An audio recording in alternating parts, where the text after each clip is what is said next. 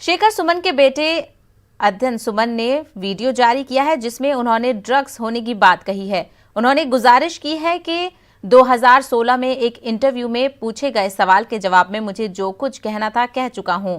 अध्ययन ने गुजारिश की है कि उन्हें अब इस मामले में न घसीटा जाए। बहुत ज़्यादा डिस्टर्ब हूँ बिकॉज मेरा नाम फिर से ड्रैग किया जा रहा है एक ऐसे इंटरव्यू को लेकर जो मैंने 2016 में दिया था। मैं हाथ जोड़ता हूँ आप सभी से कि प्लीज़ मुझे इसमें ना ड्रैग करें। जो मुझे कहना था वो मैंने 2016 में कह दिया था। तब मुझे और मेरे पूरे परिवार को नेशनल टेलीविज़न पर रिडिक्यूल किया गया था और अब मैं उस बात को भूल चुका हूँ, ज़िंदगी में आगे बढ़ चुका हूँ। तो प्लीज़ मुझे अपने डार्क पास्ट में फिर मत लेकर जाइए।